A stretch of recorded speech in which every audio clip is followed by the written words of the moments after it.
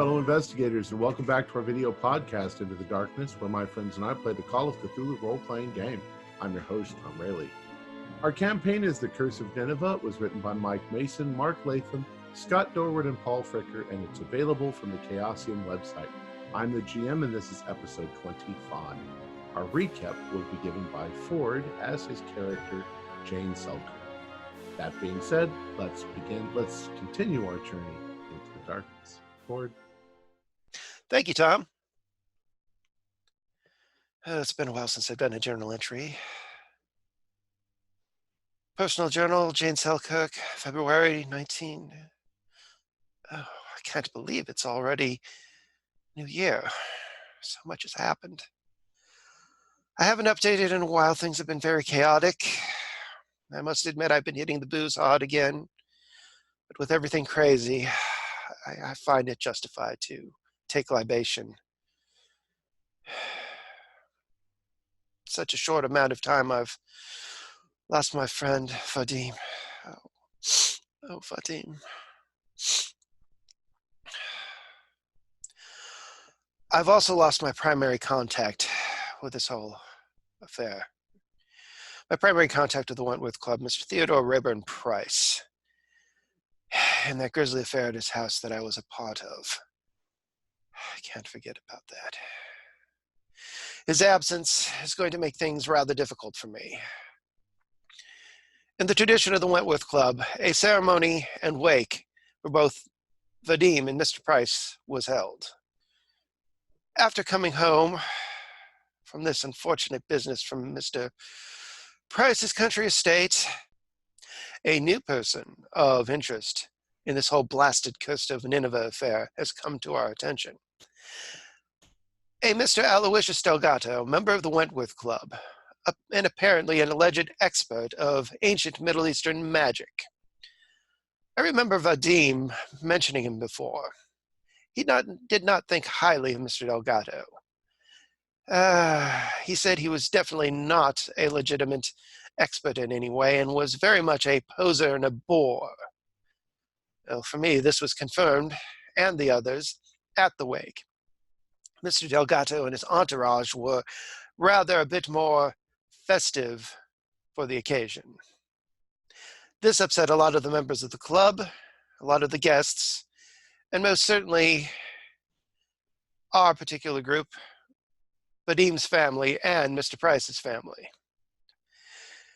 Mrs. Finley and Matthews left abruptly rather than engage in ungentlemanly behavior. My gathering is that they wish to keep their passions in check and not cause an immediate and inevitable confrontation. Now, Mr. Hardcourt, on the other hand, took a different tactic and actually initiated a conversation with Mr. Delgado and his friends. Eventually, this led to them calming down their activities in the immediate, and in the long run, securing us a meeting with him. I don't think much is going to amount to this meeting. However, getting a better idea of this boorish man would seriously be of assistance. Mrs. Finley and Matthew's absence, however, did prove very fruitful.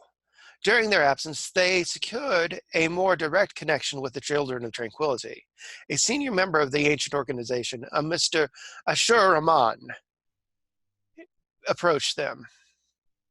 In the long run, deals were struck, and a tentative line of communication established. Perhaps more than a tentative line, since Mr. Finley gave the Children of Tranquility his apartment, apparently. So here I am, dealing with Vadim's family and preparing for a proper and rather large funeral. I'm assisting with the legal disposition of his estate, preparing for the reading of his will and the distribution of his effects. And I am sleuthing around with my fellows at the Wentworth Club, Vadim's friends. Sometimes I feel like I'm very much out of my element with them and with what's going on, especially after the wake. Vadim told me that while his friends are good people, I should keep my eyes on Mrs. Finley and Albright. Mr. Finley, obviously because of the fact that he is a headstrong and unpredictable Yank, and Mr. Albright for seeming to be a little bit more naive and not so in tune with the wakings of the world. I have come to disagree with his assessment. The one I'm worried about is Mr. Matthews. It's obvious that he is not a progressive man in this modern age, which that alone is not unexpected, nor something I can't deal with. However, this affair as a whole, and Vadim's death, has driven him to serious paranoia. I've seen this before many times. He already struck me as a potential for being a dangerous man to begin with. Now he is definitely dangerous, as his paranoia has increased. He suspects many things and many people, including myself, unfortunately. This may be a problem. I must tread carefully. Okay. All right. So let's see. We'll say that you've all come back together at the Wentworth Club. What is your next move? Do you have any idea?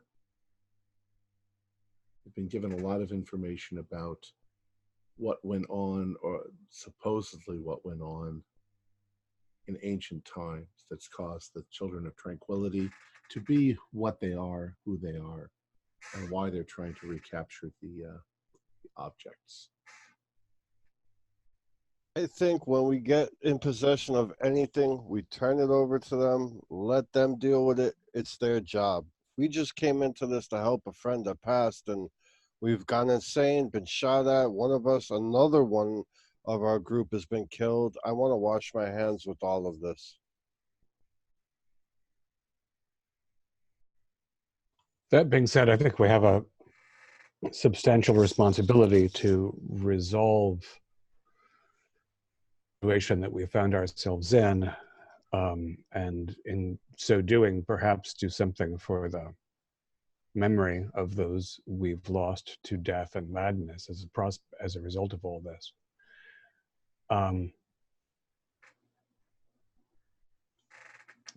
Tomorrow I have an appointment at the British Museum again, which you're welcome to join.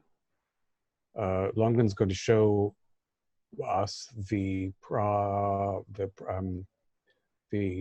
current stage of the reproduction of the temple, which I think is a dire mistake that the museum was undertaking. And in the evening, an appointment with that Delgado fellow, who seems like a bit of a poppycock, but Rayburn Price respected him, and he might have something of use to tell us. So that's where I stand. I want to see how far the museum's gotten. I concur with Cyrus that I'm satisfied to turn the horn over to the brethren, especially if we can get some promise from them in return of assistance in discovering the location of the Eye of Lamatsu.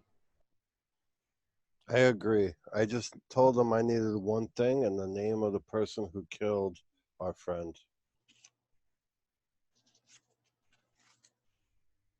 I will accompany you to the museum. Now, refresh my memory. Were you going to meet up with that other gentleman, the pompous one? Yeah, in the evening. He's having a little dinner party. I could sit out front in the car if you need me, but I'm not going in. Yeah, I think I might invite Jane, maybe one other of us, maybe someone who didn't make a bad impression last night. It seems like a very smug and self-amused little community he's in. But again, Theodore thought he knew something, so he might be of use. Well, the bad impression was made by him and his table, telling jokes and having fun at a funeral.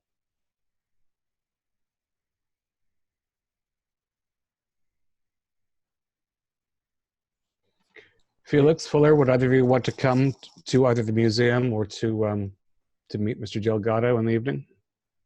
Yeah, I'll ride with you for Delgado. I think he and I have a long conversation we need to have.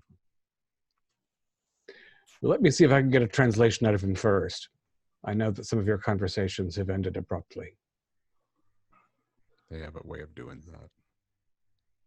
Come to the museum so we could see the temple setup so we know.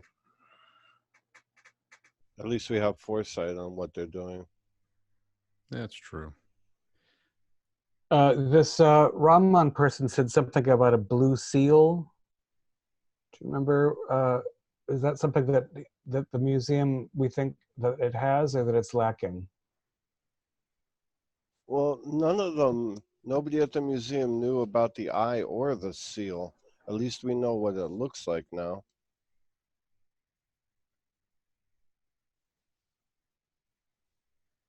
So we have two things to look for and potentially prevent the museum from getting. Meanwhile, poor Longden thinks that we're very much on his side, and I feel, somewhat double-faced about the matter. But the museum has shown. The museum hasn't been able to hold these things for 10 years, and the Children of Tranquility hold them for 3,000. So, on average, I would say the children have a better track record. And if we believe, we don't know the full story, but if this is going to bring some great evil onto the earth, and we've only seen small evil, the museum can kiss my butt, because whoever can protect the world is the one we want on our side. If either one can. Again, my greatest wish would be to scatter these artifacts or destroy them, but that appears to be harder than one would think. Well, they said if we try to destroy it's magic. It's not like it will harm it or do what we think it will do by destroying it. But I still think putting it in a 20 by 20 casing of concrete and then shipping it back. No one can read it that way, I assume. Encase it in concrete and drop it in the Marianas Trench.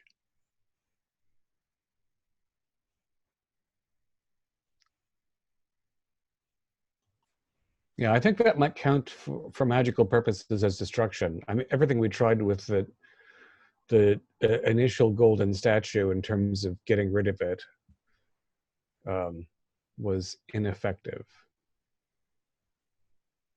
These things have a seeming will of their own. All right. Okay, go ahead. Seems to me I'd be passing the problem onto a future generation one way or the other. We might take care of it now, but in the future it may come back to cause more difficulties. All right. So, do you want to do anything between now and your visit to the museum tomorrow?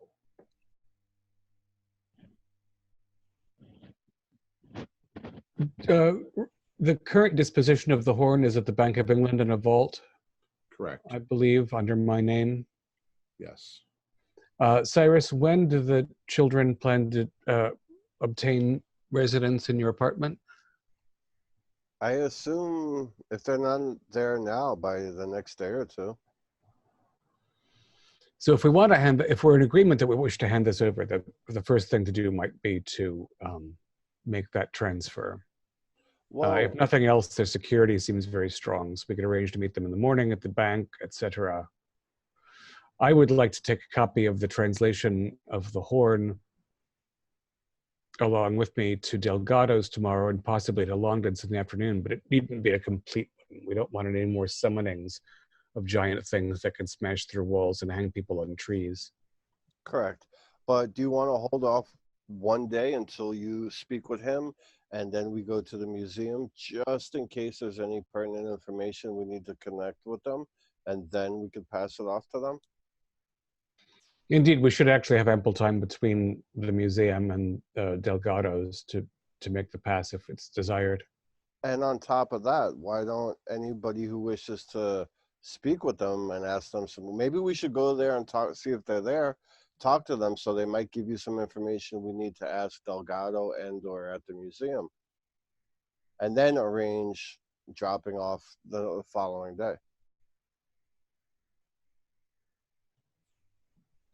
I'm not disinterested in meeting this Asher Rahman. If anyone else, I mean, you and Felix have already met him. Jane, are you comfortable being in the presence of some sort of pagan Near Eastern cultist? I think I could handle it. I am curious to see who he is and what he's about. So Felix, we should head over there, let Reginald and the others question him a little bit. I think Reginald might be able to get a little bit more out than we could. He's a little more on the intellectual side than I am. Can't speak for you, but all that book learning isn't for me. Right. Did we already get him set up in your place? I gave him a couple bucks for food and sundries. I assume he would be there now. They had really no place else to go, so. All right. So we'll set the meeting up at your place. I don't want the son of a bitch back in my house. Oh, I agree. I gave him the key. There's nothing there for him to steal that I can't just replace, so. I live light. I'm on the move quite a bit. Right. Yeah, we can dump him off. All right. Now, your conversation with Ramon, that was just hours ago, right? I thought that was the day before. Sorry. Yeah, I understand that we're reconvening at the end of the service, so it's still the night of. Okay, I thought this was the next day. All right. All right, so let's move on to the next day. Say morning of the next day, if you want to do anything. Otherwise, we'll go to you guys going to the British Museum. Okay. I'm bringing along the material. Traveling in my own car. Okay. And who's going to the museum? All right, so everybody. How about you, Fuller? I will go wherever I'm needed. Whoever thinks that I can be of help to them. All right. We'll just say that you all go to the museum together. You might as well. So you are back at the British Museum. Longdon meets you, probably in his office. I'm so glad that you've all come. Things are starting to look very interesting. Our things are coming together in the museum. I thought I'd gather you all together and I could let you take a look at our progress so far. Still completely, blocked off from the public. Yes, it's very exciting to have a preview. I'm most grateful. Well, you know that the entire temple was shipped piece by piece. Our people have been reconstructing it. Why don't you follow me? And he takes you down the stairs or up the stairs and through the museum, but you're going through the back parts of the museum. You finally get to a door and he says, I think this is probably the best door that we should go through because it actually brings us out slightly outside the temple and you can get the same experience that the people will see. So when you step through the door, to your left-hand side is the sort of wooden construction wall that's put up and the museum on the other side of it, so that there are people on the other side of the wall. To your right, you're coming in from the side, but there is an arched doorway made out of stone, all covered in cuneiform. There are bas-relief creatures on it. It's very, very interesting looking. And as you approach, Longdon looks up and he says, you can see here over the door is the inscription that says, here is the house of he who has called wisest of the gods, where he slumbers, his heavenly servants watch over his rest, so that the destiny of men can be assured. Reginald, do a cuneiform roll.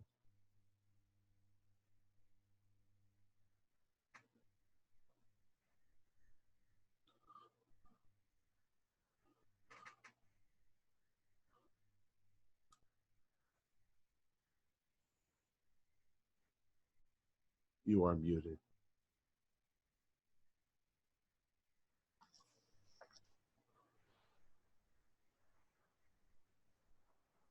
Uh, 49 for 38. Can I push that by pulling out the translation I was working on and comparing some symbols? You can push it or you can spend luck. What will happen if I push it and things go badly? You'll completely agree with everything that he said. All right. How's my luck? Oh, it's grand. Okay. 11 points. All right. I know that's crooked. You immediately realize that there are some mistakes in the way that he's translating that. It seems like for you, it's more like this. Here is the house of he who was called Nabu, a once wise god who fell far from grace. He is guarded for all time by children, so that men may know their own destiny without his tyranny. Apparently, just if the letter goes this way or this way, it changes the entire meaning of what's up there.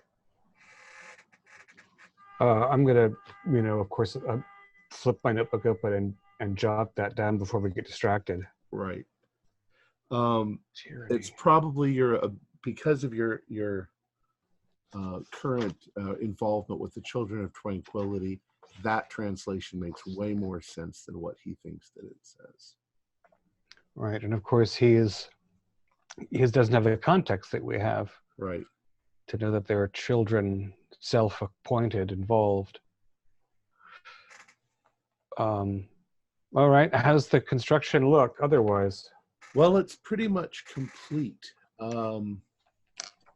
You can all do a pow roll. The temple itself is roughly circular in shape. As you come inside, the stones in it are laid out in such a manner that there is definitely a central location in the room. The stones form a rough circle in the center of a darker stone. Who passed their POW? Nope. Nobody? Nobody passed their POW. All right. It's definitely, I mean, you can imagine, if you will, after everything that you've learned, that that's where something's going to happen there in the center. You can see that there are niches around where something would go, maybe statues. Now, Longdon explains that they haven't moved any of the artifacts of any kind in here. They're actually now all being held in a vault downstairs to keep them protected from anything. He also mentions there still seems to be a very odd thing. There's a few things that they are purposefully restraining. Things continue to move. I want to see if there's a spot that looks like a seal can go in place. And then I want to try and persuade him to the vault, like see if I can get a vault number out of him or... Well, it's the main vaults downstairs. Oh, all right. And the only thing, the things that are in there now are statuary and so forth, things that are not missing. you can certainly, he'll certainly take you down there, but all of the pieces that are missing are not part of that vault at the moment. There are priceless statues. There are cuneiform tablets that are part of the great library and stuff that are in there, but none of the artifacts you're looking for would be in there. Is that vault anywhere near where that Greenborough woman disappeared recently? Not particularly. It is a great cellar you have, after all, great storage. How often is that vault inspected, and by whom? Well, right now it's been in and out quite a bit, by mostly by himself and Audrey Leicester, since they're in charge of the reconstruction and putting together the temple. The artifacts will be moved up. There's still some construction going on, but there's not much left.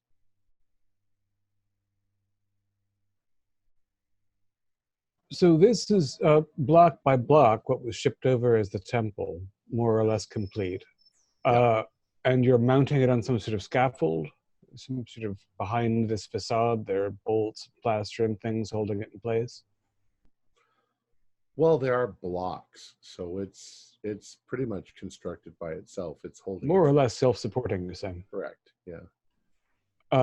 And I understand that the expedition involved not merely the Temple of Nabu, but also his library. Is that being reconstructed as well? No, not the library. Were those blocks shipped over, or was the library merely investigated? No, the library was not that interesting. The contents of the library were very interesting, and 10,000 cuneiform tablets were. I hate to say they were just excavated, but they were basically stolen from that country and brought over here. Yes, they were shipped over en masse, and they're still being cataloged, I understand, yes? Right. It'll take years to finish that cataloging. And a good many of them are just, shopping lists and... 2 cattle for 3 sheaves of grain. Right. But They're still just highly collectible. public records, yeah. And is there, as we're being shown about, are there workmen sawing things or shifting? Is there equipment? At the moment, there is not. They're usually they're doing their stuff more in the afternoon and evenings now because the noise is a little too much for the museum. Mm-hmm. Miss Leicester must be up for some sort of promotion if she's primarily responsible for this reconstruction. Well, since Mr. Forget his name now, the guy in the beginning that died, since he passed away, she's taken over a lot of his responsibilities. If you don't mind me asking, how involved has she been before his passing? Well, she acted more as an assistant to him for a while. She's got a good, solid education. She knows what she's doing. She's able to read cuneiform. She's a good candidate for taking over the position, possibly as a lead curator at some point in the future, a few years. Has she worked with anyone noteworthy beforehand? Perhaps a previous job where she had a promotion to being his assistant? Yes, of course. And he names a number of people who are fairly prominent in the field. Interesting. Quite a mighty structure here, to be sure. Is this like the is this thing is it a facade with things placed in it, or is it a structure? Is it going to be 4 walls when it's complete? Well, yeah. I mean, it more or less right now is 4 walls. But it's roughly circular in the center, with imagine, if you will, like a Byzantine church. So it's circular in the center, and then there's little wings that stick out on the sides, and you've come in through the front entrance. I see. So the niches that we're looking at where figures belong are not on the facade. They're inside around the central circular Right. shrine. Okay. Okay. But the blocks are probably that thick. So it's an actual structure within the museum itself, which is pretty big. So congratulations on this impressive progress, Patrick. When do you think you'll reveal all this grandeur to the public? Well, we are due to open. Let's see.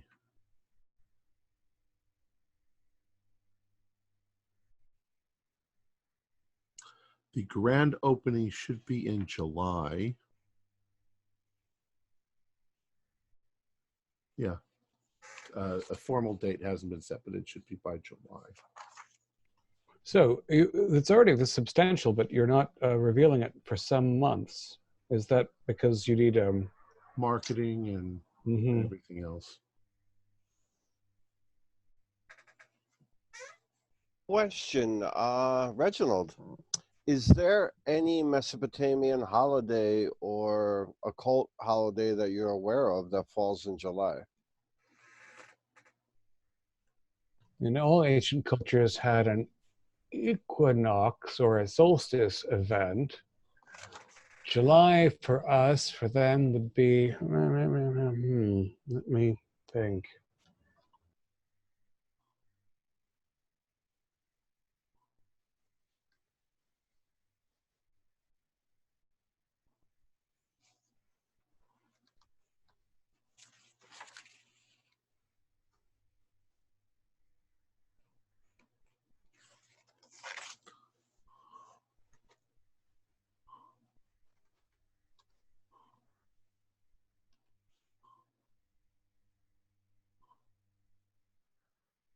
You know, outside the game, I'm looking at this.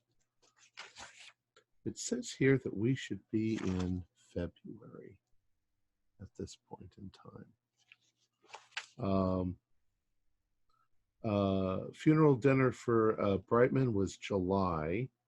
The Bolethius Ginger incident with the Shadow Man, that was October. It says that the Willard Punchin incident with on his skin, that's December. So I'm not. I as a GM, I'm missing the length of time that should be going on. And Theodore Rayburn Price is killed in February. So we're at the end of February. It's been a long and lonely winter. Just gloss over all of the mistakes that I've made up until now. So if the first death was in July, it might be near his anniversary that the temple is revealed. And there's no feast day for Naboo or something else that would be in July that I'm aware of. Not that I'm aware of. Fair enough.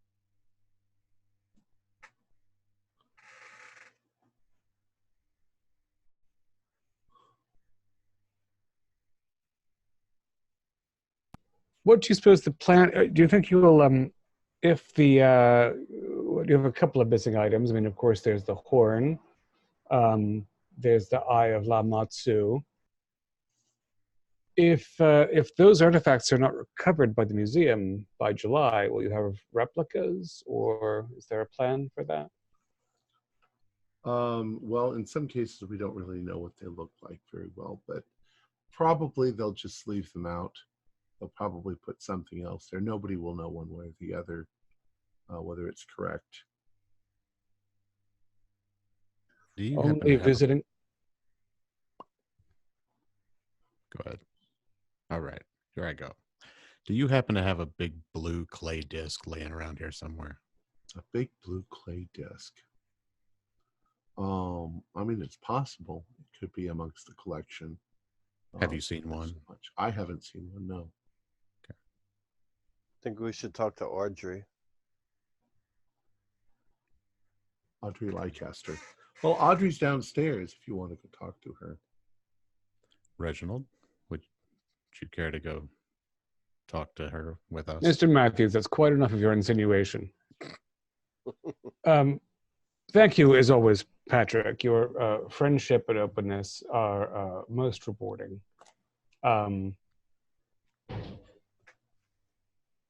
had a facsimile made of the translation that good Theodore and I were working on when his accident occurred. If you'd like to look it over, I could leave it. I can hand it to you, or leave it with your secretary. And I expect to bring the horn itself to you very shortly. Wonderful. All right. Yes, then we'll let you get on with things and see if we can bother Miss Leicester downstairs. Yes. Have a good day. Thank you kindly. And when we break away from him and start heading down the stairs, I turn to the gents. We should stage some sort of robbery. That way the museum believes the item is gone back into the black market. Because they're going to be questioning us where it went. Can we Yeah, have I it? was my thought was rather the same, that we would say that we took the item out of the museum and were assaulted on the street, and the item escaped from our grasp. Yeah, I was going to say, conveniently, you could take Miss Leicester out for coffee, tea, dinner, and then swing by Felix's or somebody's, and the incident will unfold when you get there. Oh my God, it's taken, yada yada, to make it all that more believable. Why And you should you get involve Miss Leicester? wait, what? So she thinks it's gone also. Why would you want to deceive her, of all people? She's the one pushing most for the item to be returned to the museum. No, I'm afraid the dear thing is an evil fiend. I must And concur. who, her? Audrey? Okay, perfect. Here we go. Here's the real story. You're going to take her out to eat. We're going to go into her apartment to see if the clay statue's there. If the statue's not there and everything is good, you can still continue to court Miss Leicester with a good conscience. If not, we could take her for a ride in the chatting wagon. We're really just checking her out for you to make sure she's good for you, man. You know, I really increasingly am alarmed by the machinations within our little community. Well, we just don't want you to spend a nice, quiet evening alone with her and wake up dead, if that's even possible. Or in an afterlife with a horn stuck to your forehead for all eternity. Ah, there you are. Thought I'd lost you. Jane, did you wander off somewhere? No, more like you wandered off from me. I'm sorry. Yes.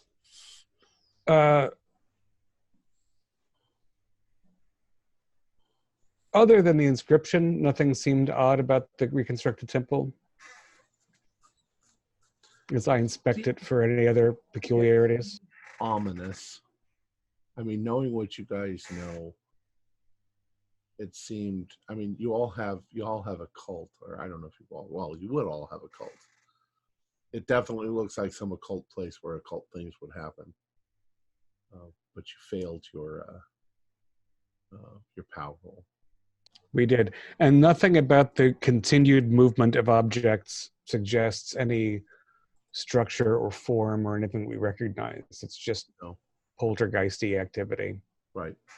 Out of curiosity, if they've rebuilt this temple and that's where the source of the problem originates, why not just do a sneaky crawl and drop a couple sticks of dynamite on the temple?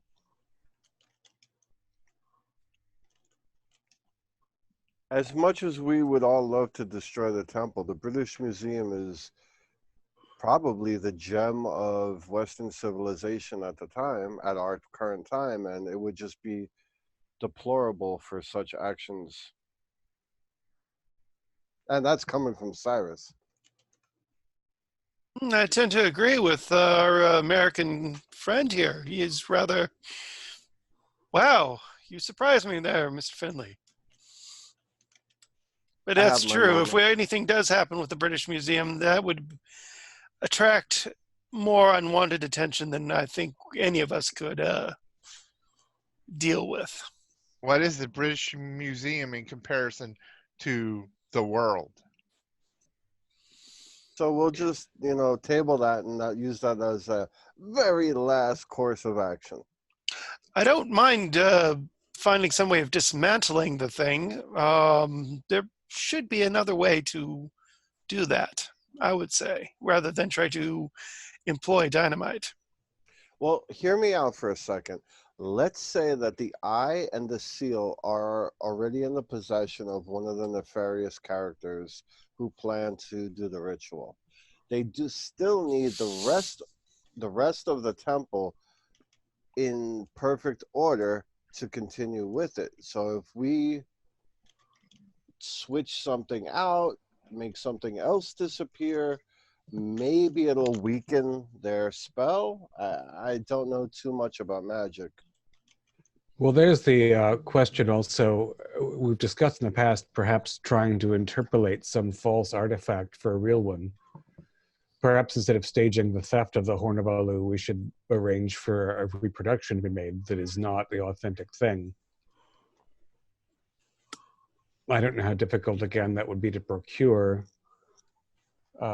Myself, I'm a moderate craftsman, and I could carve some nonsense cuneiform relatively speedily if I had, for example, the evening free.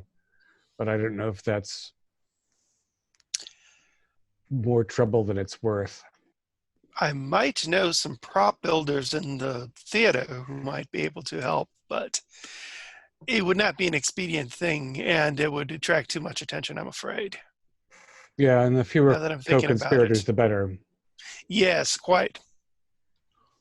So, before we find Miss Leicester downstairs, I'd just like you to know that as educated and thoughtful as Patrick London is, I believe his translation of the inscription over the archway is incorrect. And it appears to refer to a Nabu who is no longer considered wise and who is to be guarded by children. And so our intuition that we might perhaps entrust some of these things to these red turban types might be inscribed anciently upon stone. Actual children or children of tranquility? The word tranquility was not employed as best I could translate, but I think it would be quite a coincidence if that weren't the intention. Correct. And to an elder ancient evil or whatever it is, we are all children. So I like that. That's good. I think that's even more pushing me for the children of tranquility. Even though I'm already on their, I don't want to say on their side, I'm on my side, but I'm gonna give them just enough rope for now. The children shall lead. And so how easy is it to find Miss Leicester downstairs? Fairly. And what's she up to? You're going down the hallway, and as you turn a corner, you can see that she's leaning over something that she's working on. Do a stealth roll.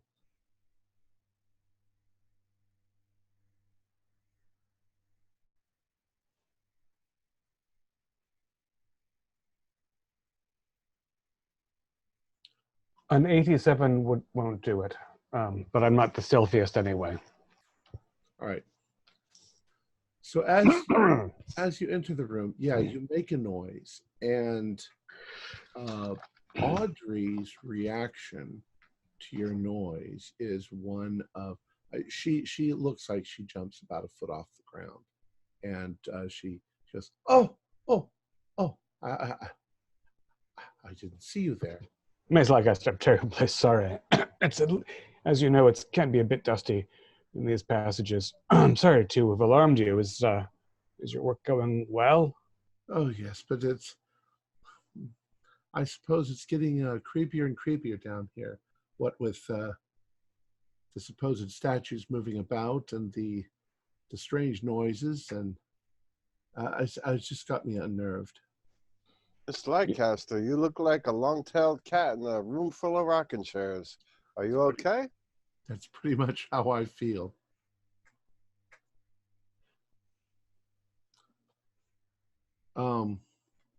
Any more noises or disappearances that you're aware of? Those of you who want to can do a psychology roll on her.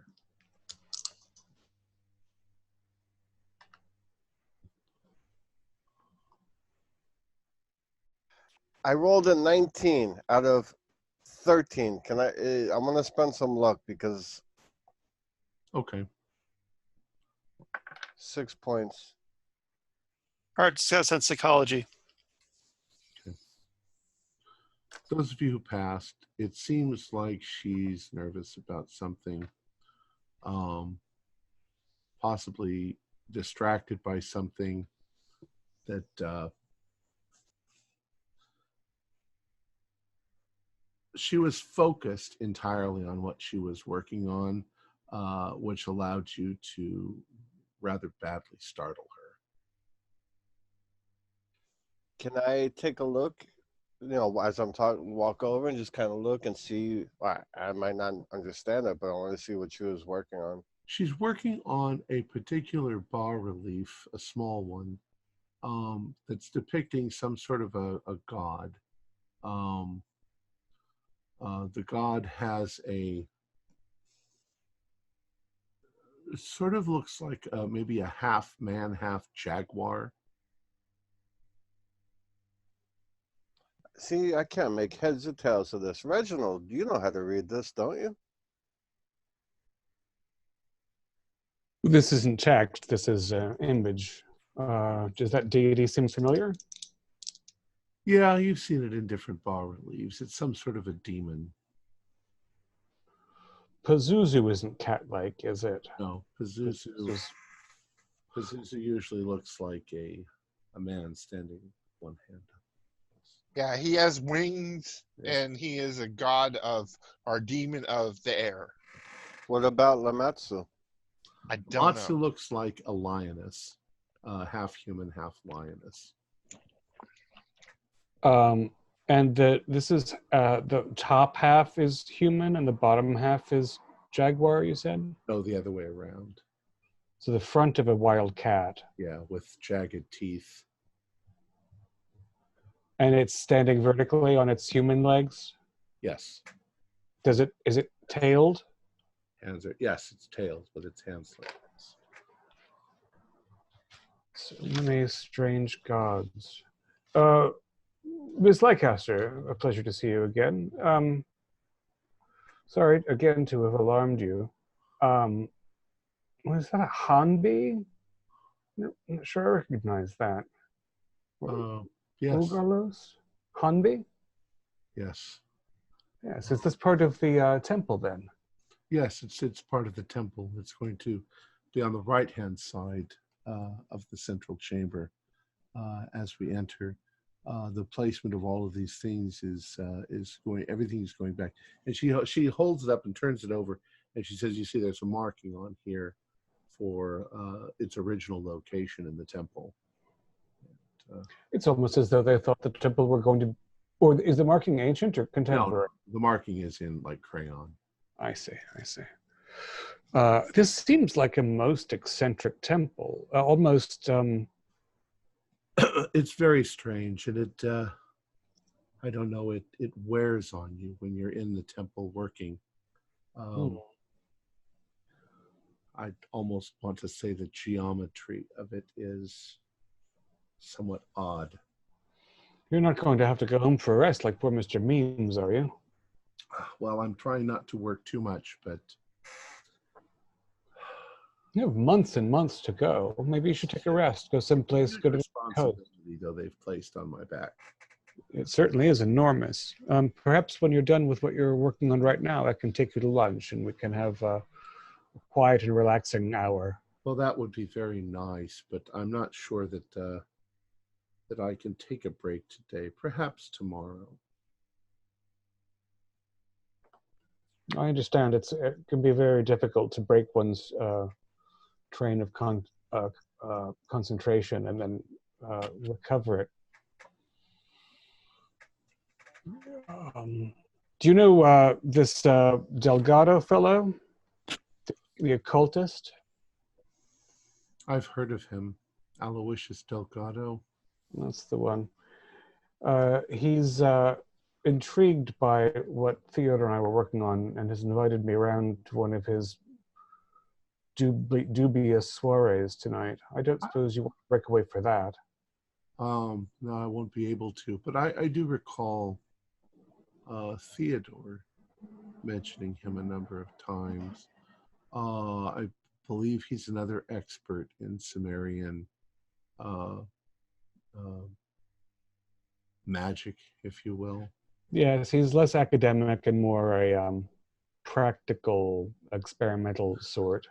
But he might have something rich to say. There certainly are a lot of those sort of people around. Where, you know, this is all hard work, and they think that it's all just fun and games. Yes, well, if you just play with the end results, it's a different matter than building the thing from scratch yourself. Oh, indeed.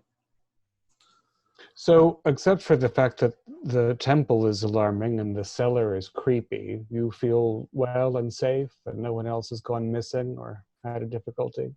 Well, nobody else has gone missing, but nobody comes down here alone at night. Mm. And do you yourself feel the vault is quite secure? Oh, yes, where they're keeping the statues and stuff. Yes, the only people who are going in there are myself and Longden and one of the other members, which I'm just making up off the top of my head. We're working on cleaning the pieces and getting them prepped. This is one of those. Right, so this Hanbi will go back into the vault when you've finished cleaning it up. Yes. Do It'll you go back tonight before I leave. Oh, indeed. Do you think you'll be done with it, or will you be working on it again tomorrow? Probably not. I'll still be working on it tomorrow. But we don't Do want to you recall any context that Hanbi and Naboo would have been related to each other in ancient myth? Nothing comes to mind for me. Yes, I can't really think of anything. It's odd because the temple, as you say, it's kind of almost eclectic. There's a large number of odd pieces that are in there. I mean, what place does the Horn of Alu or the Eye of Lamatsu, what do they have to do with inside this temple? Part of it makes no sense. They would bring things into the temple of Naboo that were dedicated to Naboo.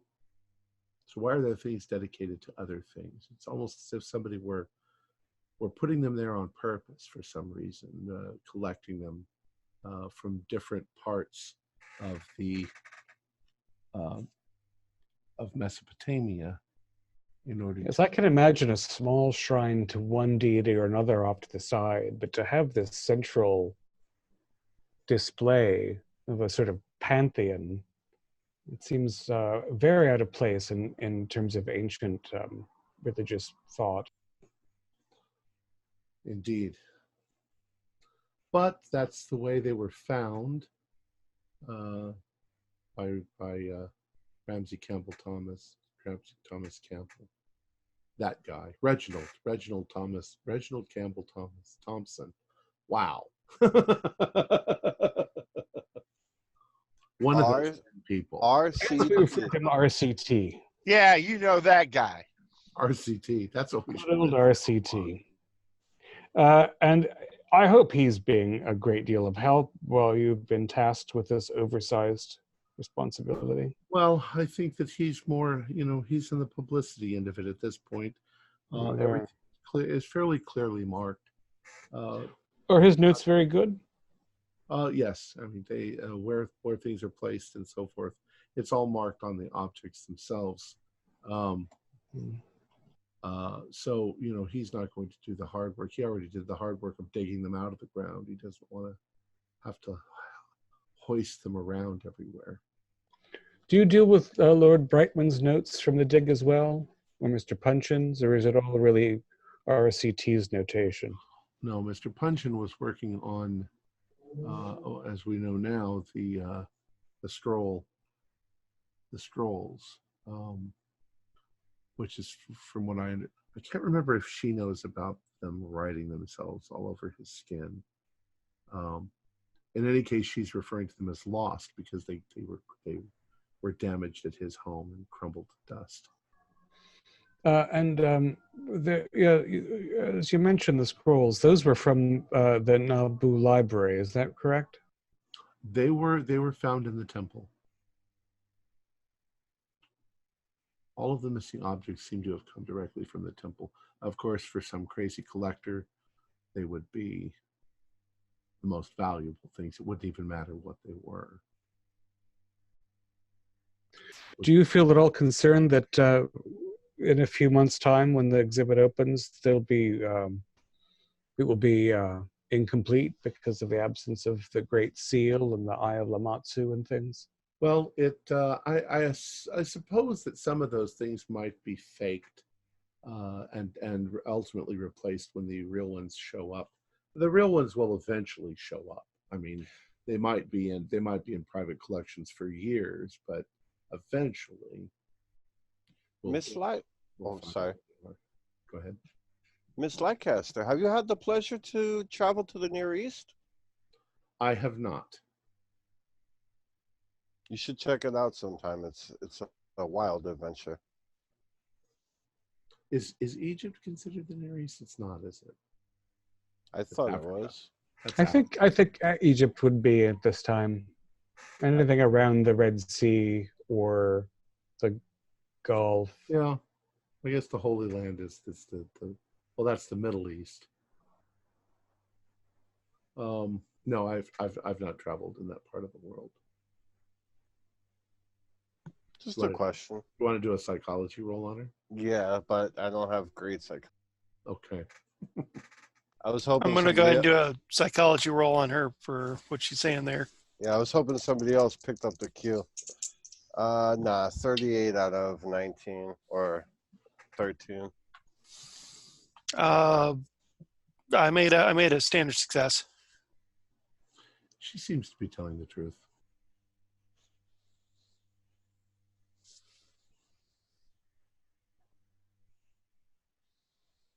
All right. Well, I thank you very much for your time. I'm sure we've taken much too much of it up. If I can be of any assistance, of course, do be in touch. And we'll be visiting again soon, as always. If you are, with whom should I check in to see if you might be available to step out for a lunch break tomorrow? Well, I'll leave, if it's possible, I'll leave word up at the front desk. So you just tell them there and they'll tell you where I am. Reginald, weren't you talking about that really good French restaurant that just opened? I abhor that food, but maybe I'm just, and I walk away. Yes, La Maison Rouge. It's I haven't actually been myself, but I'm excited to visit. It seems you haven't stopped talking about it for days. Well, it's all the chef is newly in town, and everyone on the continent is thrilled by his approach. I can't eat that stuff. That's how you get the gout.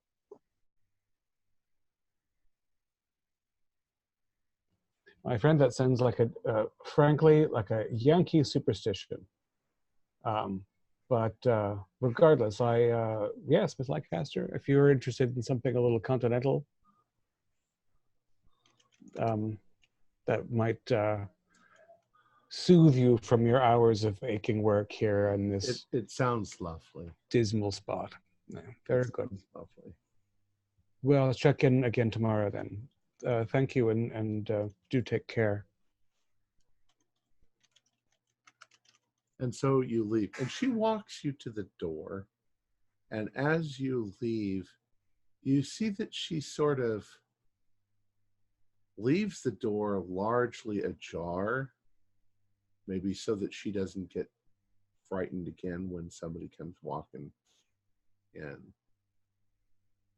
And you are kind of leaving her alone. I mean, there are other people about, but you can see that she's just a little nervous as you leave. You feel almost bad that you're leaving her there, but she's got work to do. So, Reginald, since we're walking away from the door, when you went to pick her up for dinner before the auction, did you pick her up at her house? I must have, logically. She would not have been dressed for that event at the museum. Right. So you know where she lives. Yes, we have an address and phone number. Fantastic.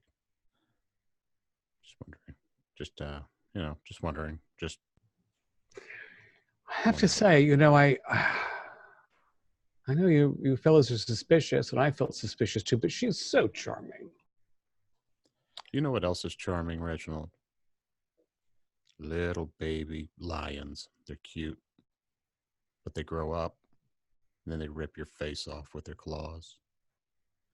Then they're not so cute anymore, but the whole time you just think they're still cute because you've been there the whole time. Similar to being blinded by the trees and not able to see the forest. Or maybe it's the other way around. It's been a long night. Regardless, trust no one. Well, I have your hand up. Oh, me? It looks like you had your hand up. Oh, no. I was just stretching. But I was going to say, Reginald, if she comes out clean at the end of this, you might have a nice happily ever after. If not, don't worry. I'll take care of your business. If she hurts you, I got you, buddy. You never know. She's a cultist. She might try and sacrifice you. Not on my watch, my friend. Not on my watch. it's a pity what the events of the last 8 months have done to all of us. Yeah, the last 8 months. That's what I can blame for this. It's been a long year. It has been. And regarding my knowledge as an archaeologist, that was in fact a bas-relief of Hunby that she was working on. Mm-hmm. She Yes. wasn't trying to snow me or anything. And there is no relationship that I'm aware of between Hunby and Hunby and Naboo normally. No. Now, Yeah. It's a crazy mixed up we're- temple, guys. we're away from everybody at this point, correct? Hmm. So we all know that this is some sort of protection to keep whatever creature in. So we might need to find the I don't even know if we need to find the correlation, but I'm assuming the different deities are there to suppress this perverted version of I'm drawing a blank on the god's name. Right. They're holding Naboo in place. Naboo, yeah, In which case, we'd want to get the horn in place. correct. We'd want to get the seal in place. We'd want to get the Eye of Lamatsu in place, which means we don't give it to the children. I don't understand how we resolve this matter. I'm still curious as to who funded this whole venture of bringing this temple all the way from the Middle East over here. Yeah, but that seems to be a dead end. Every time we try Really? and it's the not caretakers, The board of the museum paid yeah. for it. exactly. Yeah, I mean, I would think the museum did. Yeah. Ultimately, Campbell is the end result, end responsibility for getting it here. I'm curious to know who convinced him that it was a good idea to do this, because I know they've brought temples here before, and other museums have done something similar, but it's quite an undertaking, don't you think? Yeah, And a lot of money involved. I think he's being manipulated by the powers that be. Oh, I've thought that for a while too, after looking into this, He for might what know. Vadim said. Yeah, he might know a bit, but I think he's a bumbling buffoon at the end of the day. I think he's being used to do this unwittingly. And not give away who his paymasters are. Because then the pay, the money traveling one way will stop going to him. Indeed. Also, he seems to be enjoying his celebrity quite thoroughly. That might be sufficient recompense for him. Why don't both of you do an idea roll? Ooh, 11. That's good because Hot 6. Okay. So you both got good rolls. I just want to ward off a possible tangent that doesn't make any sense. You guys are all familiar with archaeology and stuff like that. So an archaeologist like Ramsey Campbell Thompson would have approached the British Museum for asking for basically sponsorship because he had an inkling of where he thought maybe the temple might be. He then went there and spent that money. And apparently the first time he was there, he found stuff, but he actually also found the temple. It's just he found the temple too late to continue the archaeological dig. He then came back. It took him 10 years to once again acquire enough funding to go back and get it. But the British Museum is paying for this because they want all of the stuff. And he wants all of the fame. And that's what they're getting out of it. So he went there, found it, dismantled it, and brought it back illegally. And he gets all the fame, and they get all of the artifacts to put in their museum. So it's not that unusual. Yeah, I'm just wondering if he was somehow led to that specific site to make sure it was found, or well, he is a very famous archaeologist. He did research for probably 30 years. Okay. Finally, decided that. I mean, I'm sure they did digs all over. He's done digs his whole life. Right. Well, it's just still strange that he's the only one that never suffered from any of the nightmares, and the list goes on. That's ultimately where I was going with it. Maybe it's because it's more like he's a delegator of responsibilities than actually. Right. He's very rarely has a shovel in his hand doing the digging himself. All right. But I'm just saying that because we could go off on a huge tangent, finding the board of directors and all that. There's nothing there in the story. Go off on a tangent. Who asked? All right. So is there anything we want to do between now and Reginald's dinner party? And Felix, you're going with him? Oh, to Reginald's dinner party. Yeah, actually, my plans have changed just a touch. Okay.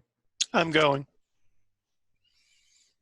Jane at least is not offended. This Aloysius, what's his face, and his coterie of oddball friends. So, coterie. That word. So I'm Jane. We can go over the translation that Theodore and I were working on, and have a spot of tea before we headed off to Delgado's. Where are you three going?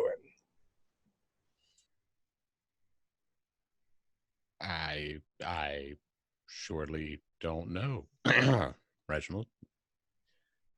I've got a couple of errands I need to run. I'm thinking very seriously about sliding by and just slapping Belvedere for loose morals. So, Cyrus, you're going to assist him in his errands and slapping? Are there going to be 2 new vehicles when I see you next? Well, I'm out of the loop on this one. I was going to sit outside just in case he insulted you so I could come in and get arrested.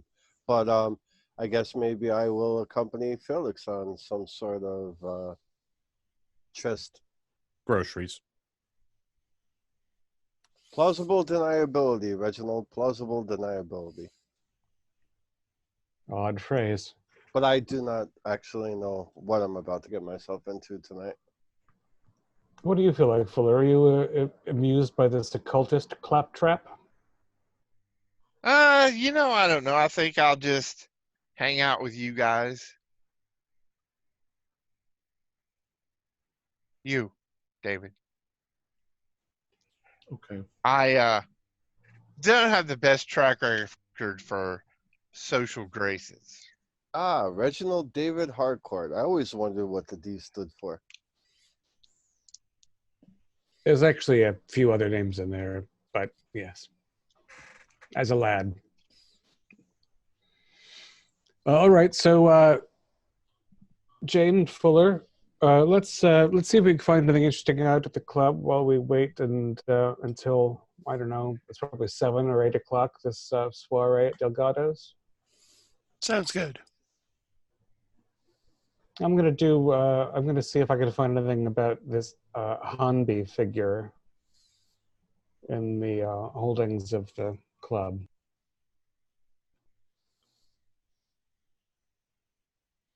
All right. Why don't you do a luck roll?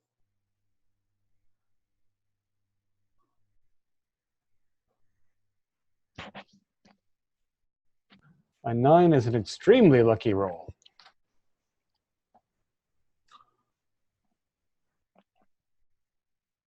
You find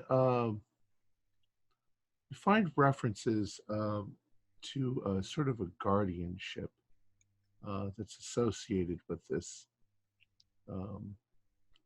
deity creature thing, but there doesn't seem to be any real association here with Naboo or anything like that.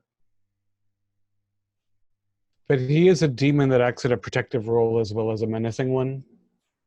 Yeah, yes, under certain circumstances, yes.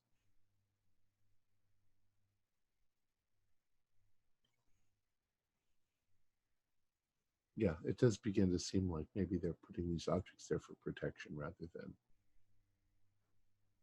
than for honoring Naboo. Right, they're not there in positions of adoration, but they're in position of controlling. Mm-hmm. During this time in history, you had all kinds of spiritualist movements, occult groups, and stuff like that.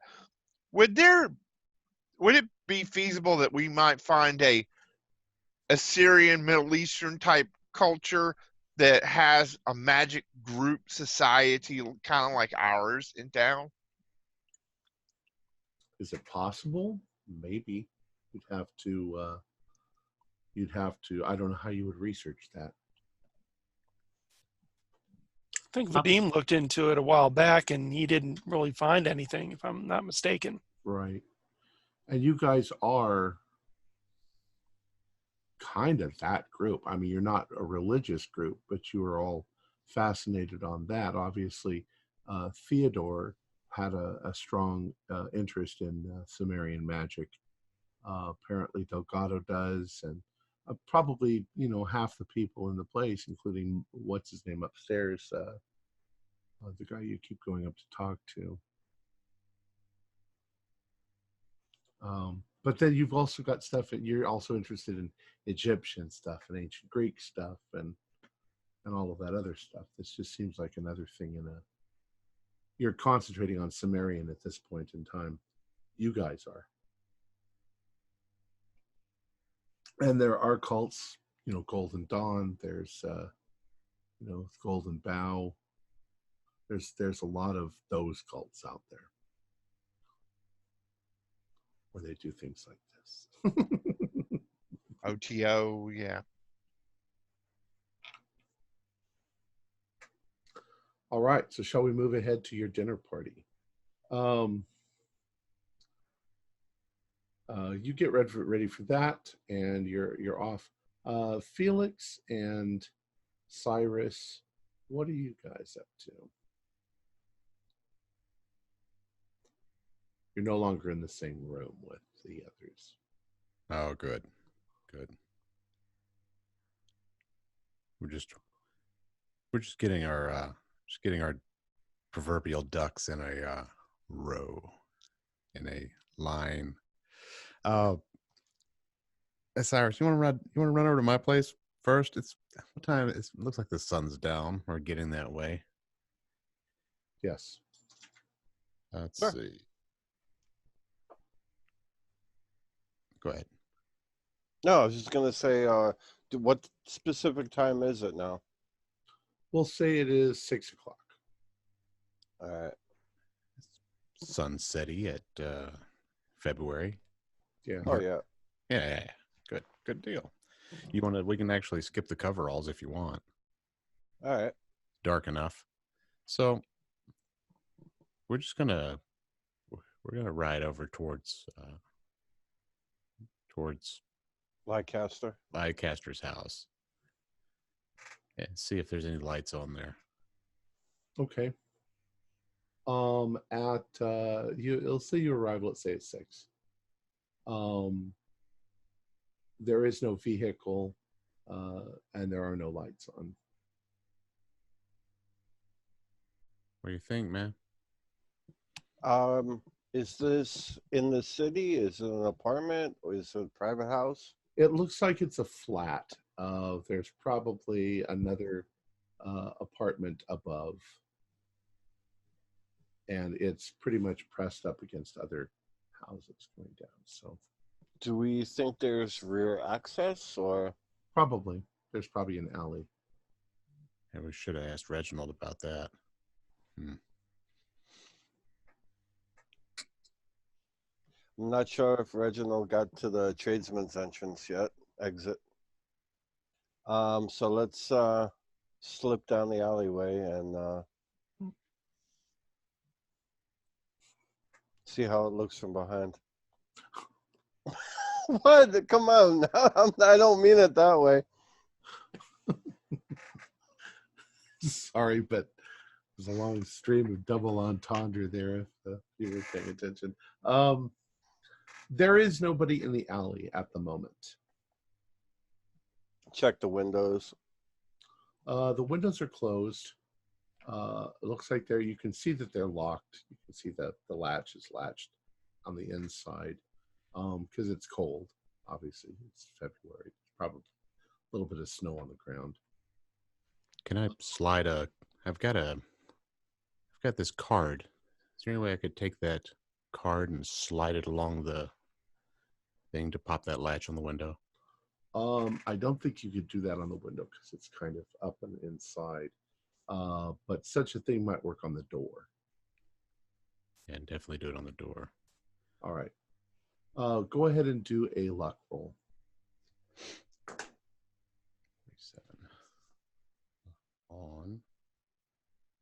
47 on 55. All right. So after jimming for a minute, you hear the door sort of pop as the latch pulls away, and you're able to push open the door. All right. Let's slip in. And Cyrus, you coming in? You staying out? Let's Hurry up. just. I go in with him, but let's do this quick. Yep. Like 5 minutes in and out. It's a little chilly inside. It doesn't look like she's had a fire since yesterday, or maybe early this morning. Her flat is rather simple. There's basically a main area, and there's a small kitchenette, and there is a bedroom and a bathroom. Hit the bedroom real quick. Side dresser, drawer, under the bed. Quick cursory. Yep. Checking everything. Looking for anything that's that would tie her to something shadier than what she's putting on. Okay. Do a spot hidden. You're in the bedroom. 28 out of 51. I got a 70 on 73. You find a jewelry box that she has. And inside the jewelry box is what looks like a small fancy medallion on a chain.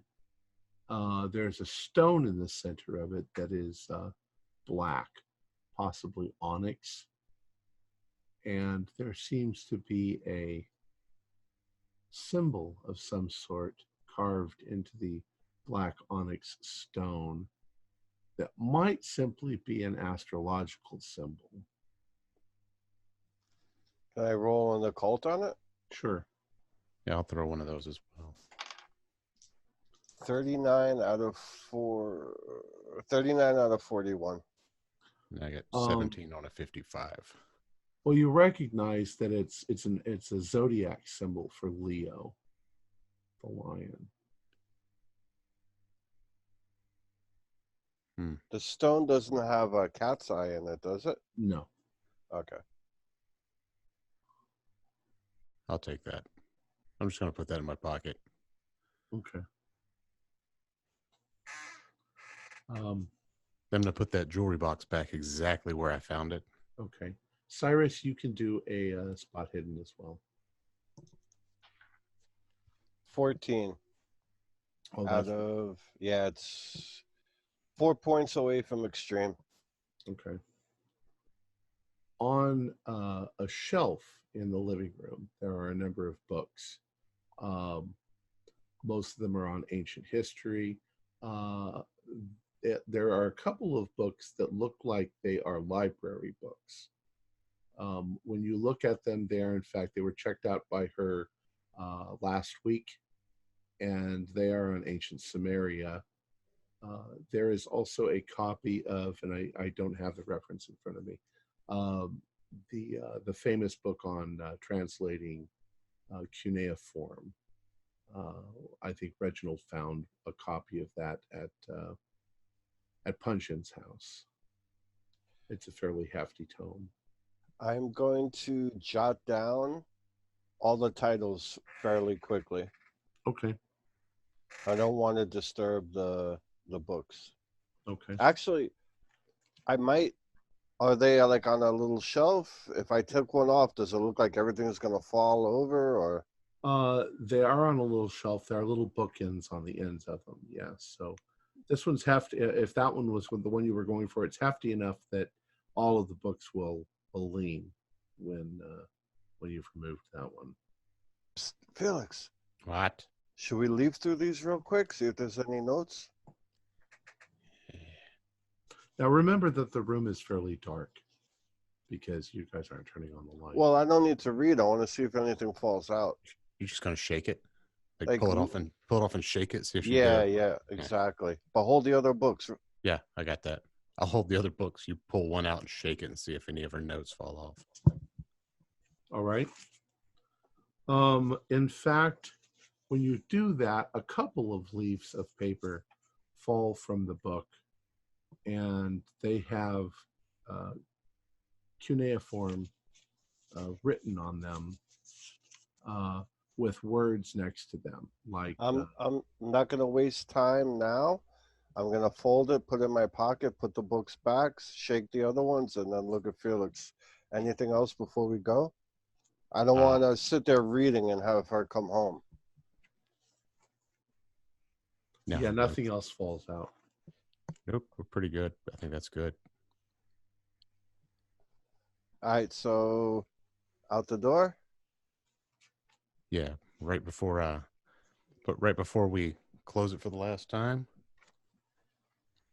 I flick the card I used to open the door inside and then slam the door shut. I'm sorry, what do you do? Right before we leave for good. Like, Cyrus, you went out, right? Yeah. All right. I'm headed out, and right before I close the door, I flick the card I used to open the door inside and then pull it shut. Okay, so you're leaving the card as if it were a calling card? As if it was accidentally dropped. Okay. What was on the card? It was, here's a card. that I had found earlier tonight. Okay. You got it. All right.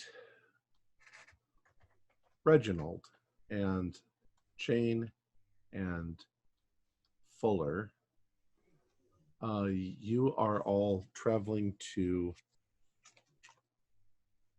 Aloysius Delgado's house.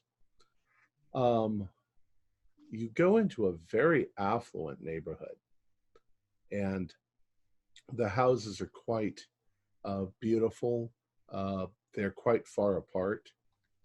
And as your car turns up the drive going towards the house, Delgado has little, I don't remember what they're called, luminaries along the sides of the road with candles lit.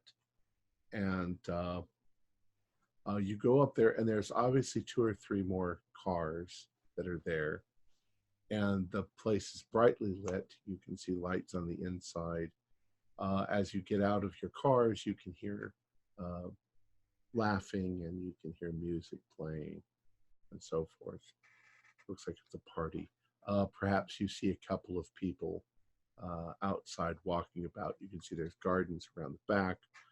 He's obviously got money. All right.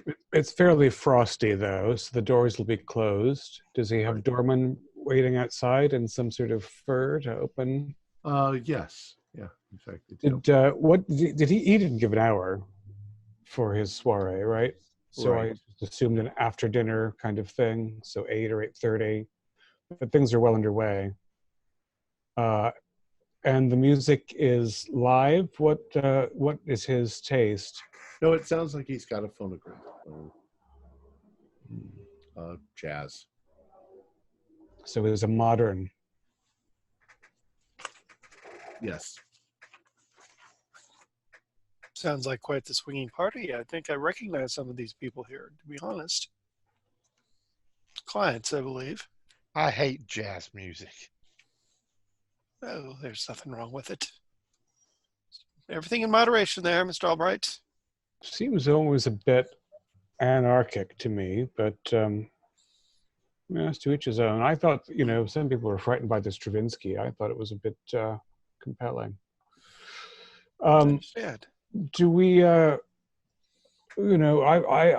going to discuss the ritual that we were translating, that Theodore and I were translating with him. Do you want to just mix about and see if anything else is of interest, or we do any sort of game plan, or we're just going to try to make a pleasant evening of this fairly oafish? I do believe I think I would do best mixing about here and inquiring on things along the way. All right. So, do you just want to snoop around, or do you want to accompany me, or? I'll go with you. All right. As you go inside, there are quite a few people milling about. There are well-dressed men in black tie. They're drinking champagne. They're smoking cigars. There are beautiful dark-eyed women draping themselves over plush sofas and chaises. There's a small army of servants that ensure that no glass ever runs dry, and that any spills are immediately picked up. The floors are marble with luxurious oriental carpets here and there. The overall style is Art Deco. It's very beautiful, the place. And as you wander about, very quickly you notice both Mr. Mortimer, who you saw at the auction, and you see Mafalda Violette as well, sort of in a cloud of people around Aloysius Delgado, sitting on a chair laughing and speaking to the people. And now the clownish one. I'm sorry. Go ahead, please, Philly. I was just going to say is we're from high society, and maybe everybody's not into a cult, but I have to assume that the Wentworth Club is a known and respected club. Yes. So, how many people do we personally know? I'm talking like friends, colleagues that are in the room. I'm not just talking about like the people that we met here or there. I'm talking about people we actually know. Do a no roll. A no? Yeah. What is that? Is that intelligence or education? I think it's, well, we'll call it, it's education, I think. Education, okay. Oh, I got it. I got a 40 out of 75. I would say there's at least 4 people as you're walking around that you have seen at the Wentworth Club. You don't know them personally, and best guess is some of their fields of interest are quite different than yours. One might be interested in ghosts. Another might be interested in the Far East and so forth. But Here's actually my concern. Hope I can explain this right. Okay. We know these people from the Wentworth Club. Maybe not best buddies, but we know them. We've been in the Wentworth Club for quite some time. I'm sure that what we're doing is well known to the people in that club. I just worry that someone's going to notice us and say, "Oh, hey, you know, aren't you still into this, that, and the other?" So that's what my concern was that we're going to run into somebody that knows what we've been doing. well, unless you've been telling people what you've been doing, nobody knows what you've been doing. I don't think that you've been blabbing about what you've been doing. No, we've not been blabbing, but I just assumed, people that come to the club would know what was going on in the club. Well, one of the things that is going on at this party is you do hear people talking about ancient Samaria. They're talking about the curse of Nineveh that's going on throughout the city and the strange things that have been going on. Everybody's talking about that. The police were talking about that. Yeah, well, with the new museum exhibit opening soon, that's pretty understandable. Yeah.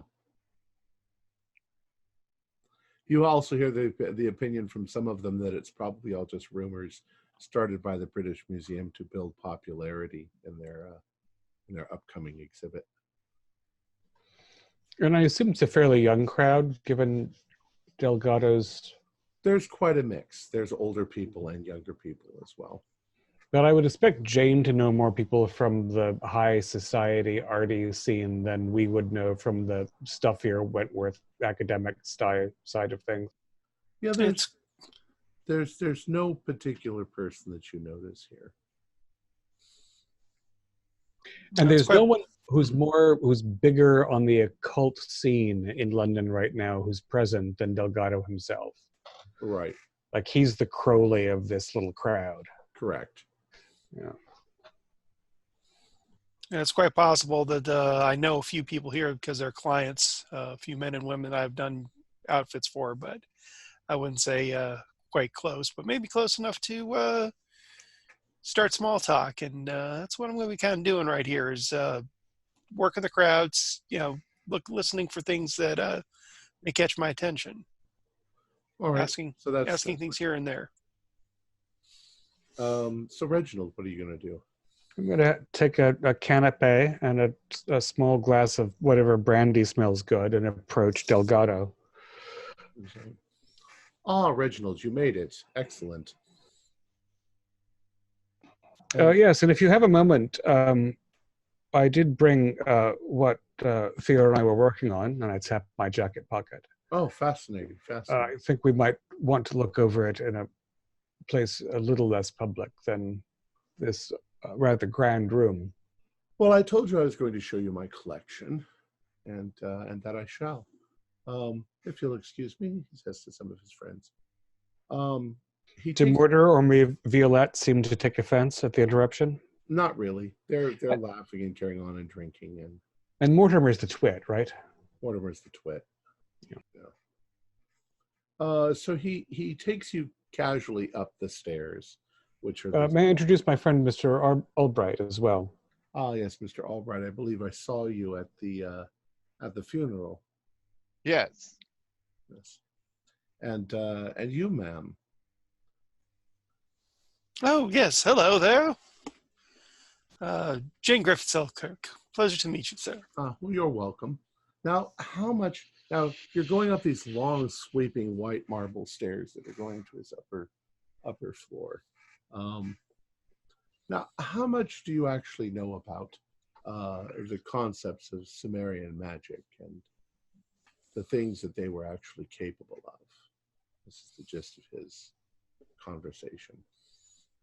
I'm very much more a historiological sort than an occultist in practice. Ah, I have notions of the deities and their relationships and notions of certain forms of worship and sacrifice. But yes, nothing of the effectiveness of ritual, if that is the sort of thing to which you refer. well, it all has to do with sympathetic vibrations. Everything in the universe around us is controlled by its vibrations, if you will. Some mediums are able to see the auras that surround people, which present themselves in different colors, and they're able to actually read the vibrations from various individuals. Objects carry these as well. The Samaritans understood this. They composed their incantations, if you will, based on the sounds that they produced in order to vibrate the correct membranes in the universe and cause an effect. They were quite effective at this. I've done some experiments myself. It's quite interesting. Presumably, one would need some notion of the vowel sounds that the ancient vibrations entailed, and yet there is no written demarcation of those. Is that something that you've experimented on and you've found results with? Indeed. Finding the right tonality is very important. But even more so is finding certain artifacts and objects that cause these vibrations, that magnify them and enhance them. Why, there's no telling what one would be able to accomplish. Well, there are things that I very strongly suspect, very strongly indeed. There are perhaps objects within the British Museum that, if one could acquire them, who knows what one could accomplish. Anyways, by now you've reached the second story, and he takes you and he opens up the doors to this little museum that he's created. And there are quite a few cuneiform tablets, a number of statues, which he's willing to explain where he acquired them. And, he leans in and winks a little bit, not always under the most honest means. One can spend money. One sometimes finds these sort of things in the black market. And it's much better to rescue them than to allow them to be, ultimately destroyed or neglected. But throughout the collection, you don't really see anything like that you're missing. Right. Nothing striking stands out. I don't see Nabu's name in cuneiform importantly. Well, there are some statues of Nabu, but then once again, he was the most important deity of Samaria. Our period, right. It would almost be impossible not to have something like that in your collection. There's no cat's eye. There's no blue seal. Right. Now, let me be perfectly honest and frank with you. I realize that it's very sad that Mr. Gamantov passed away. But I would dearly like to acquire the Horn of Alu. I sent my associates there to acquire it, and they were outbid by Mr. Gamantov. But I myself am willing to offer 4,000 to acquire it, which is, I believe, quite a bit more than what it went for. Yes, quite substantially. Of course, you understand that as it was his rightful property, it's his family's to dispose of as they wish. Well, perhaps there would be some way that you could mediate. It is possible that suasion could be involved. Why is that particular object of such fascination for you, pray tell? Because it's an actual artifact mentioned in other documentation, in other cuneiform tablets. It's dedicated to the god Alu. It perhaps even contains a demon. I suspect strongly that it is something that contains a great deal of vibration, that it would focus power, that it would allow us to, well, accomplish what we are hoping for.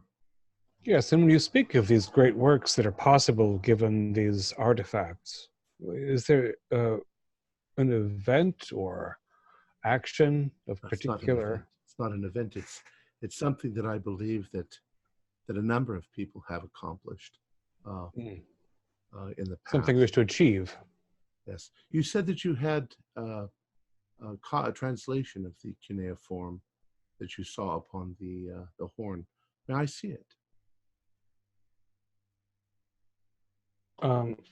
We, of course, were in the process of translating it, Theodore and I, when we fell asleep before his injury. And I pull out a series of sheets that have rubbing and translation in two hands.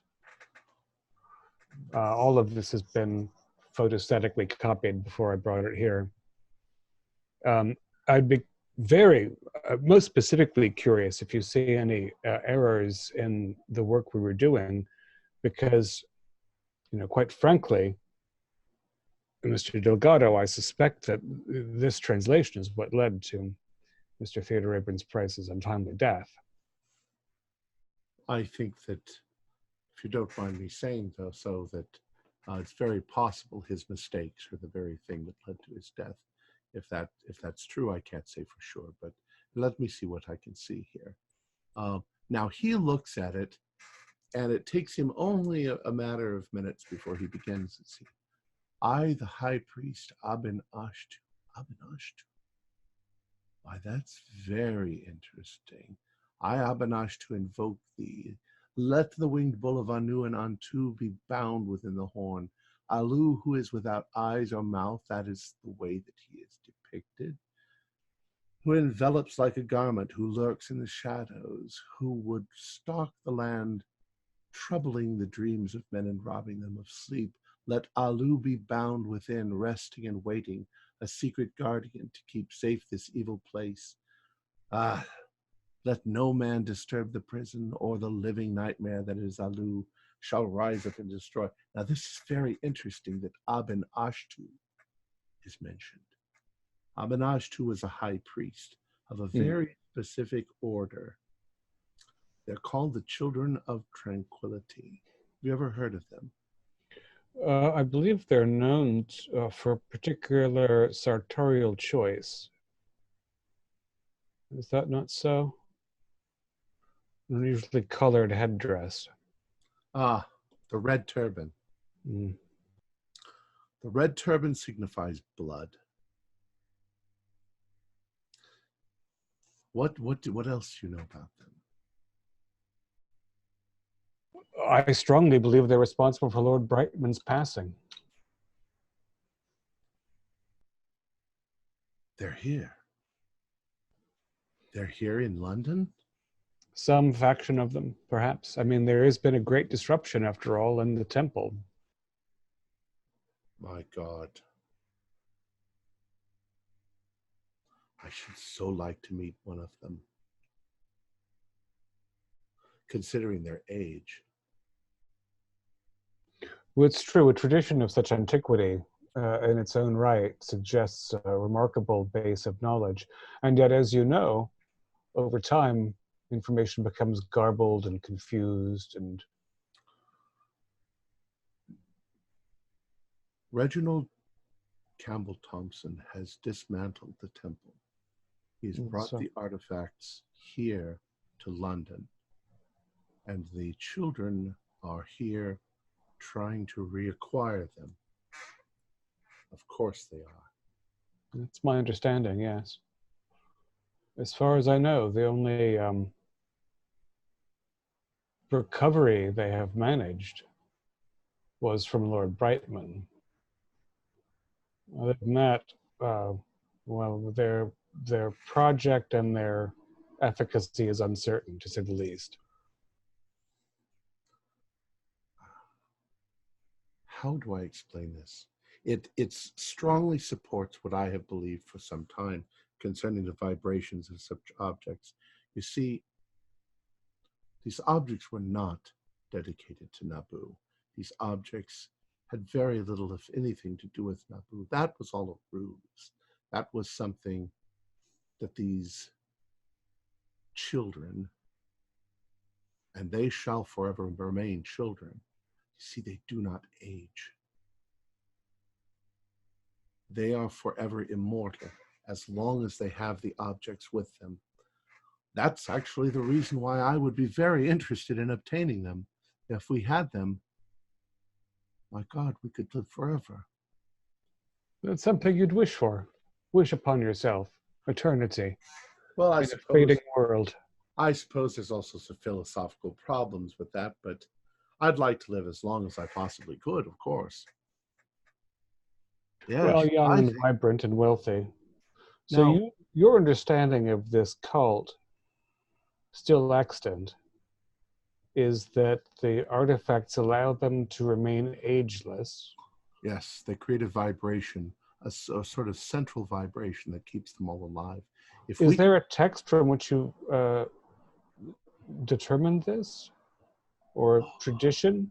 Various things along the way. I'm afraid that that you're only now presenting me with this information, and I'd have to go back and research and find the places that I've discovered this. But if these objects are here, if we could obtain them, I've revealed somewhat my operation to you.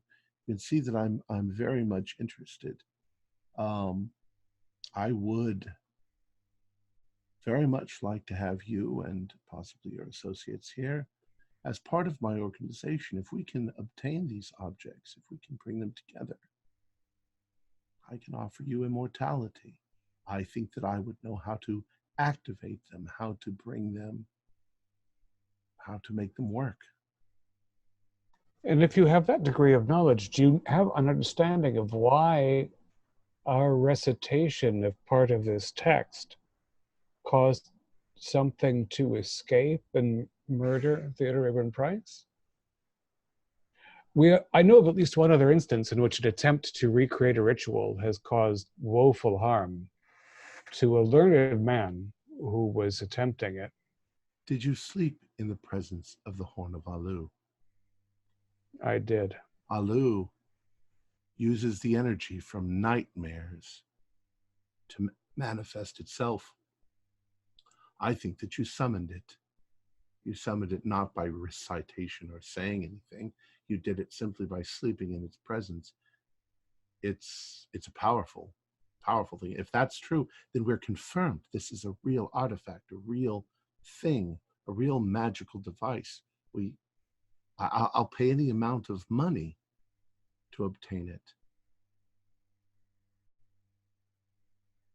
Please, I beg of you. Well, is it safe? Where are you keeping it? We hope that it is safe, although what safety means under the circumstances is, of course, a complex question.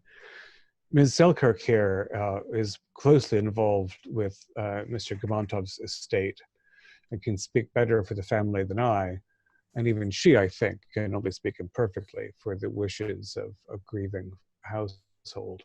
He was, after all, murdered by someone whose earnest desire to own this horn might be greater than yours. It would have to be the Children of Tranquility.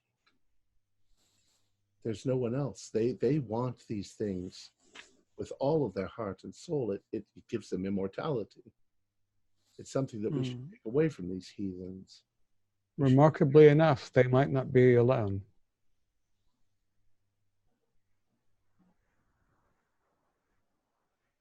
Did you hear about the, I don't know that you read the less expensive newspapers, but there was a raid in Soho recently, a month or two ago, somewhat violent affair.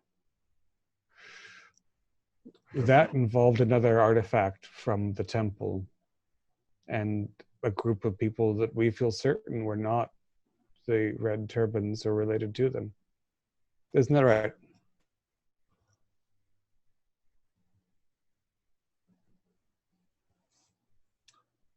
I don't know what to say. Is there any way that you will put me in contact with Miss Selkirk? You seem to have a close affiliation with Gamantov family.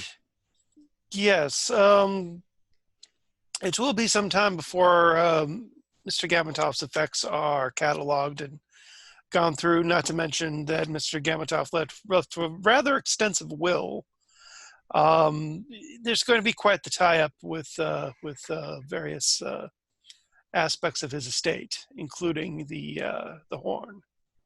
And it will be some time before something can be worked out.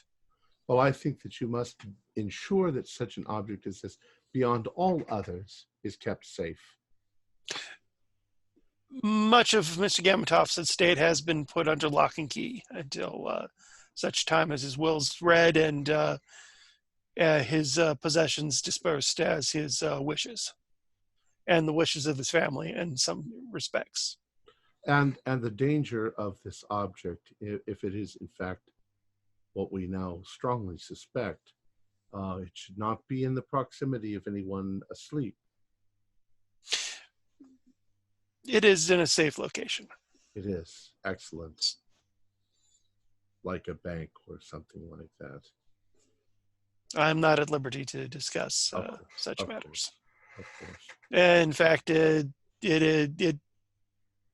I cannot truly say where things are because they're being handled by somebody else at this time. Well, please, at the soonest opportunity, put me in contact with the family. As soon as it's possible. I'll offer you a large reward as well. As soon as possible. I must inform you that Mr. Gamatov's funeral is going to be occurring in a few days, and that is going to be quite a event. And afterwards, as such. But as soon as I know something, I will let you know, sir. Thank you. No problem, sir. Well, enjoy the party. Do you have any other questions? I think we shall enjoy the party. It seems like a very lively affair. I am curious about what you make of Campbell Thompson himself. He's an archaeologist. I've met him a few times. It seems remarkable that a man with so little insight should have managed such a great event as he has. Well, I think he's a stealthy fellow. I think that he went there with he probably had pretexts all the way, and the Iraqi government didn't have a clue what he was really doing. Sure of that. I'm rather surprised that you weren't invited along, with given your expertise. I'm not really an archaeologist. But you know quite a bit about cuneiform and the histories. My interests are far more esoteric. I'm much more interested in the content. I have some cuneiform in my collection, but it's not particularly valuable. Full of resonances, after all. Yes. Is Madame Violette, was she an esoteric type herself? Mafalda is more of a spiritualist than anything else. She fancies ghosts and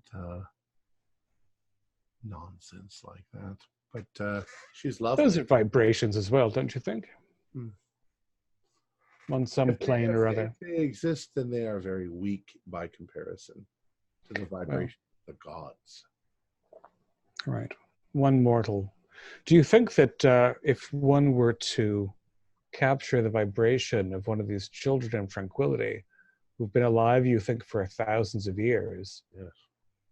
would that make a powerful ghost? All of them have. Most likely their leaders have. Mm. And they're always recruiting new people, but I'm sure that many of them are ancient. Have you considered joining up and gaining immortality through that route? They wouldn't allow such a thing. It's a family. It's a generational thing. They pass it on. Mm. They draw from their own people. But if we can obtain the objects, then we can certainly. So who's that fucking honking outside my house? It's me and Cyrus. We pulled up. We just wanted to let Yeah. you guys know we pulled up out front. Yeah, So when you're ready. Cool. blasted honking in my front yard. I mean, if we could obtain them, then we could all achieve. I would like you not to mention this to anyone, please. Oh, of course. I think confidentiality on both sides is of the utmost importance. I'd certainly like to include you. A reward. I certainly would like to see what the next few hundred years have in store. You're a very intelligent man. You seem to know a lot about what you're doing. Well, I'm not too intelligent for flattery. Anyways, or- I'm neglecting my guests. Please, make yourselves at home. Enjoy yourselves. Thank you for your hospitality. Thank you very much, Mr. Delgado. My pleasure. And continue. Is there anything else you want to do at the party? Is there anything else you guys want to do outside? I have one question. Mm-hmm. Okay. So I don't know what the chain of ownership is with the book. I mean, Vadim bought it, but he bought it with my money too. You mean the Horn of Alu? Oh yeah, the Horn of Olive. I do not want somebody getting to their family and their family selling it off. I mean, doesn't anybody else worry about that? They hear money and they go, "Oh, cash in on it."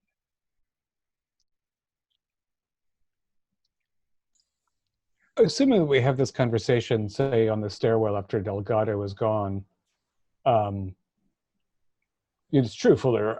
I think that the estate owes you a bit for the horn. I don't care. I don't care about that. I'm just worried that his family could sell it off. No, No, I wouldn't worry. I've got them tied up yeah. So I specifically. think we'll be deciding what happens to the horn. Yes, indeed. I just keep lying about the family deciding because the family has no idea. No, Why? the family's not going to have an idea if I have any say in it. It was one of Vadim's wishes that certain items would not be known to the family, and he did leave a message about the horn being one of them. I am concerned that this jackanape might be right about the children of tranquility also being troublesome. So we might have to reconsider the disposition of the item. But regardless, it won't be going to anyone that we think will use it for immortality or to bring back an ancient demon. Or to some cousin. You see, Felix, I read it in a dime novel. You just take the banana and you stick it in the tailpipe of the guy you don't like. And it's going to blow the car up, you say. Yeah, well, that's what it did in the novel, but, we might get a kick out of it. Sweet. So that's what we're doing outside. Well, Where'd you get the banana? there's got to be a banana, a fruit cart, something in the area.